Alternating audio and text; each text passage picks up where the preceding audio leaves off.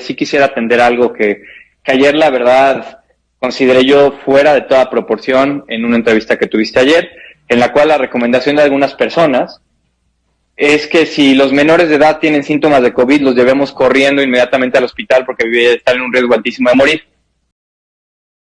Amigos y amigas, vamos a ir a un reportaje que hizo Carlos Loret de Mola, como los que él sabe hacer. Vamos a ver qué publicó en su página de Twitter. Carlos Loret de Mola. En la Ciudad de México los hospitales públicos están llenos. Los privados también. En Oaxaca exportan cadáveres a Puebla para incinerarlos. Un reportaje de Isabela González, Ana Lucía Hernández y Claudio Ochoa en Loret de Mola. Amigos y amigas, como siempre, con sus mentiras. En una entrevista que le hicieron, le dan en la cara, le dicen en la cara lo mentiroso que es. Amigos y amigas, vamos a ir a ese video muy rápidamente. Eduardo Clark, director del Gobierno Digital de la Ciudad de México, exhibió las viles mentiras de Loret de Mola sobre la saturación de hospitales y la muerte de niños con COVID en la Ciudad de México. Lo tundió muy sabroso a Loret Montajes, quien se quedó calladito. Vamos a ir a esta entrevista, amigos y amigas. Ayer se difundió que con datos de la Secretaría de Salud de la red IRAG, en Navidad había 66 hospitales ocupados a tope en sus camas generales. En Año Nuevo ya había subido a 77. Y antier ya eran 101 hospitales a los que ya no les cabía nadie con síntomas de COVID porque estaban llenos. Este sistema de información de la red IRAG de la Secretaría de Salud está basada en las estadísticas de los gobiernos de los estados. Entonces, ayer que se difundió esto, nos buscó el gobierno de la Ciudad de México para decirnos que ellos no coincidían con este dato. Entonces vamos a ver qué nos dice, como nos lo explica Eduardo Clark, quien es el director general de Gobierno Digital de la Agencia Digital de Innovación Pública de la Ciudad de México. Gracias por tomarnos la llamada. Buenas tardes. Hola Carlos, gusto acompañarlos. Buenas tardes. A ver, preguntas concretas. ¿En Navidad había estos 66 hospitales saturados? Saturados es una palabra que tal vez no es la adecuada en este momento. Eran hospitales que en algún momento de la pandemia han atendido pacientes COVID, pero que en este momento la gran mayoría de ellos, por funciones normales del mismo hospital, se reconvirtieron a sus funciones tradicionales y aparecen como con cero capacidad porque no están atendiendo pacientes COVID, no porque estén al tope de pacientes COVID ni mucho menos. O sea, si tú tienes COVID y vas a ese hospital, ¿te sacan a patadas de ahí? O sea, ¿no te reciben? No te sacan a patadas, te refieren a uno de los más de 50 hospitales. Pero no te aceptan, porque hay muchos hospitales que sí te aceptan COVID, además de que están tratando otras cosas. Pero estos no, si traes COVID no pasas. Es correcto, y es parte de cómo han sido muchas estrategias en el mundo. Lo que ocurrió es que en el peor momento de la pandemia tuvimos que tener habilitadas cerca de 11,000 camas en la zona metropolitana del Valle de México. Eso significaba que prácticamente todos los hospitales del Valle de México estaban abocados a atender pacientes COVID. Hoy, a diferencia de tener 10,000 hospitalizados, tenemos 1,200 en todo el Valle de México, no solo la ciudad. Eso nos ha permitido, durante el segundo semestre del año pasado, que muchos hospitales regresaran afortunadamente a atender pacientes de otras afecciones, pacientes que son igual de importantes en su derecho a recibir atención en la salud. Eso nos permitió ir reconvirtiendo a funciones normales y hoy en día tenemos cerca de 4,000 camas disponibles.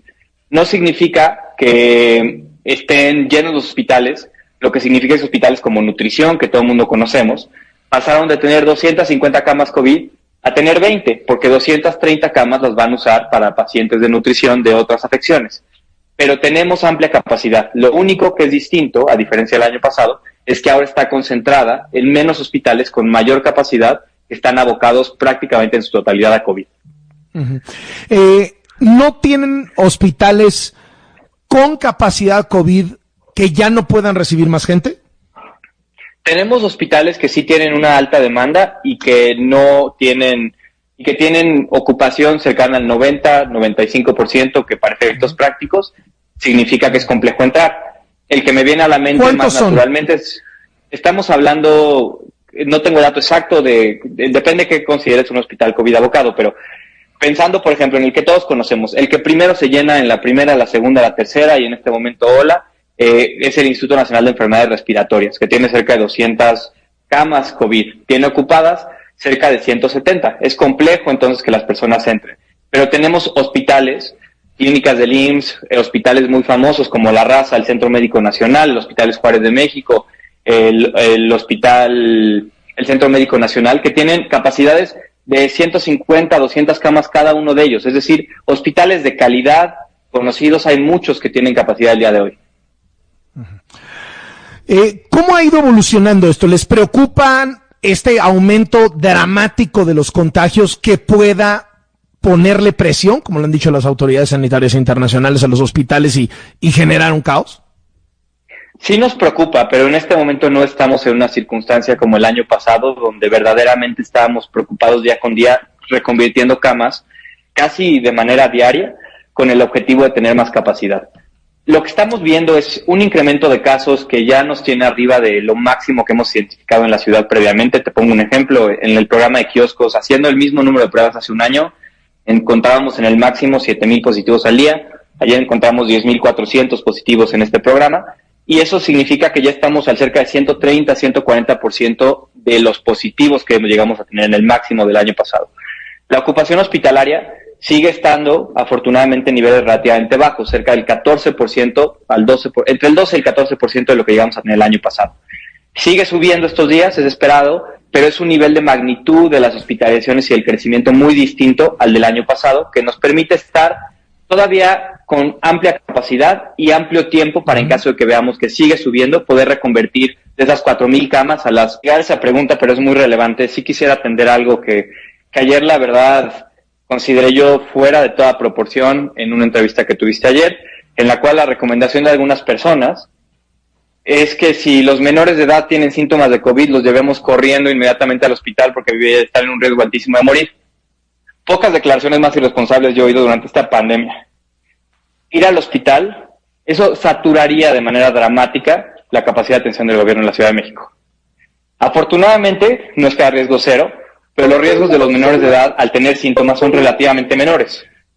No son cero, pero son pequeños comparados con adultos de 60 y más. La recomendación en ese grupo es, si tienen síntomas compatibles con COVID, aíslenlos. Si desarrollan una fiebre más de 48 horas, si desarrollan problemas para respirar, ya ahí llamen al 911, pero es un porcentaje mínimo de la población. En toda la pandemia, no se ha presentado este fenómeno, como algunas personas dicen ayer en este espacio, de niños muriendo en su casa.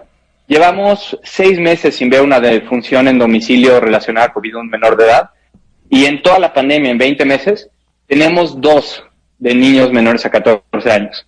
Niños que además tenían problemas muy graves concomitantes de salud, y por eso ni siquiera sabemos al 100% si está asociado a COVID esa lamentable defunción.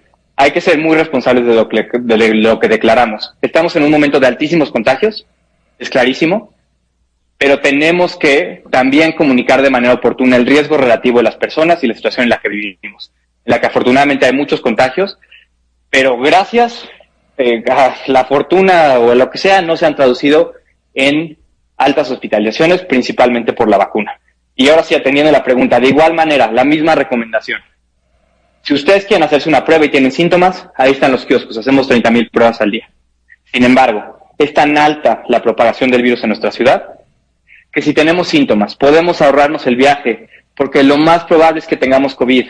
Podemos evitar estar en ese lugar público, podemos quedarnos en nuestra casa y evitar contagiar, esperar 7 días a que terminen los síntomas y salir de nuestro resguardo. Y sí, eso sí, si tenemos fiebre más de 2 días, si tenemos problemas para respirar, llamar inmediatamente al 911. Eduardo Clark, director general de Gobierno Digital de la agencia. Para nadie no es un secreto que este señor está en contra de este gobierno, está en contra del presidente López Obrador, porque ya no hay chayote, ya no hay para que se compre sus departamentos en Estados Unidos.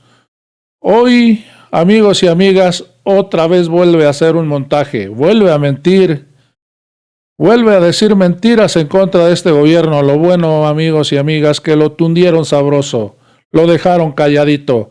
Amigos y amigas, nos vemos en el próximo video.